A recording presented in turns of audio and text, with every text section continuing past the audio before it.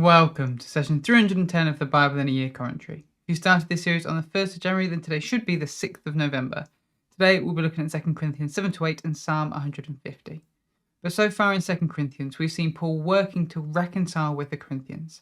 He wrote this letter around 57 CE to address ongoing issues after his authority was challenged during a painful visit.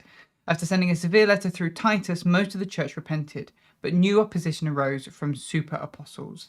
These leaders questioned Paul's authority because of his poverty, lack of eloquence, and suffering, contrasting him with their polished appearances.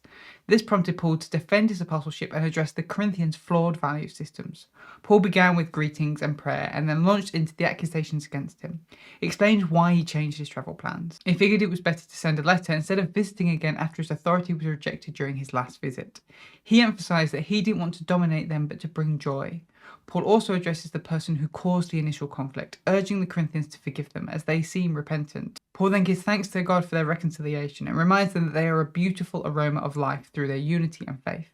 He contrasts this with others who just want to teach the word.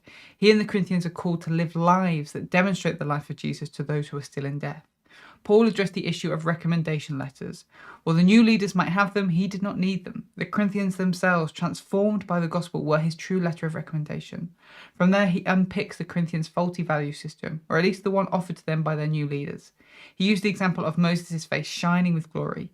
It seemed impressive, but quickly faded and didn't help the Israelites. In contrast, Jesus brings a new glory through the Spirit that transforms people from the inside out. Lives changed by the Spirit are far more valuable than outward appearance. In the same way, though he wasn't eloquent or had formal endorsements, Paul was confident in his message. He didn't hide his flaws or try to make the gospel more appealing, trusting that the light of Jesus would shine through him. He likened himself to a clay jar, cheap and unimpressive, but carrying a great treasure. He endured suffering and weakness to show that it was Jesus inside him, not his own importance, that truly mattered. The priority was to take part in God's mission of reconciliation, and so Paul would do whatever is needed to see more of creation reconciled to God. In the same way, the Corinthians are being called to that same mission. If they get caught up in the importance and eloquence of their new leaders, they're going to miss the point of the gospel and what they are called to. So jump into today's reading, 2 Corinthians 7-8. Paul now turns back to the Corinthians themselves and his restored relationship with them. He asks that they again fully accept him as they can clearly see he has not wronged anyone. He takes great pride in the Corinthians, often boasting about them when talking to others. Paul had been in Macedonia feeling downcast. He was exhausted and suffering. The weight of their conflict weighted heavily on him, and along with all the other struggles and persecutions he'd been facing. So when Titus came and told Paul the latest that the Corinthians had read his most recent letter and had repented and grieved for what had happened to Paul, he was overjoyed. When Paul first wrote that letter, it weighed heavily on his heart, and at first he regretted even sending it. But now he can see how it affected the Corinthians. He doesn't regret it. It has grieved them, but that grief led to their repentance and desire for reconciliation. In this we can see the grief in and of itself isn't bad. Sometimes godly grief can lead to transformation and salvation. In contrast, worldly grief just produces death. This godly grief has produced a fresh seal in the Corinthians, which was Paul's goal with his letter. He didn't want to just make them feel bad about what happened. Paul was also encouraged how glowingly Titus spoke of the Corinthians. He had previously boasted about the Corinthians to Titus, and so now it was encouraging to know that Paul hadn't been proven wrong in his boasting. Because of all this, Paul continues to have great confidence in the Corinthians. As we end this section of the letter focused on Paul realigning his relationship with them, I want to focus on the intimacy and depth of his relationship with them. The initial cause for this letter was because there was a people challenging Paul's authority. But in response, Paul does not assert himself and demand his authority is recognized.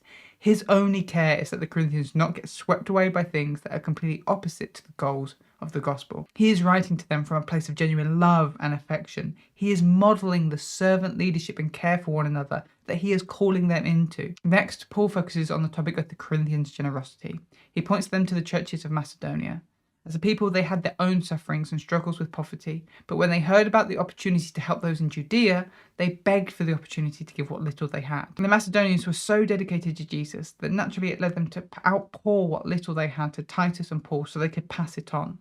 Paul notes that the Corinthians already excel in many things, and it's his hope that they might learn to excel in this area too.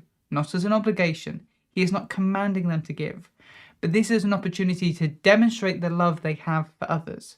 Jesus himself was rich, but was willing to become poor so the Corinthians might find real richness in him.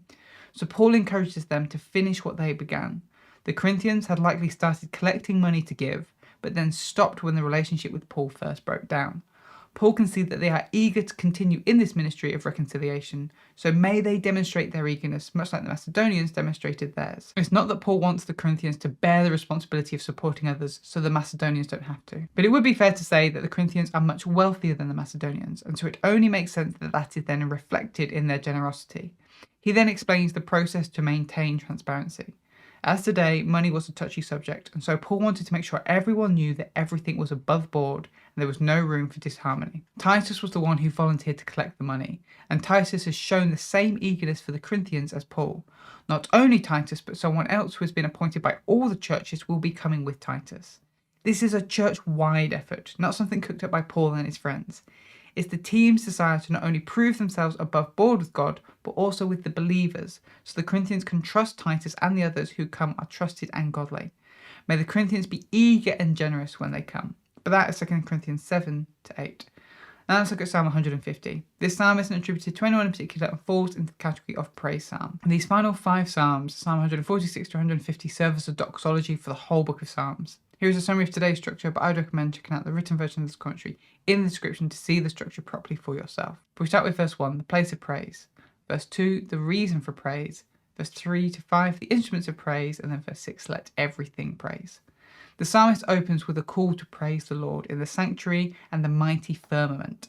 One way of interpreting this is that the sanctuary is the temple, God's presence on earth, and the firmament is the heavens.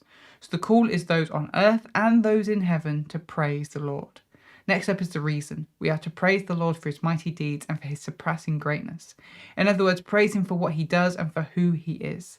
Then comes a list of instruments we should praise the Lord with. And the point the psalmist is making is that the whole orchestra should come together to praise the Lord, each instrument bringing its unique sound to build together a crescendo of praise. Finally, the psalmist calls all things that have breath to praise the Lord. This could be a reference back to Genesis 2 verse 7, where God breathed life into humans.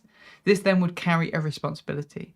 Just as the Lord gave us breath, we should then give that breath back to him in praise. Thanks for joining us today. Take a moment to reflect on what you've read and share your thoughts or questions below. If you're watching in the future, then you can click here for the next session, or you can find the full playlist just down here. To receive these daily commentaries in your email inbox, subscribe via the link in the description below. Have a great day, and I'll see you tomorrow.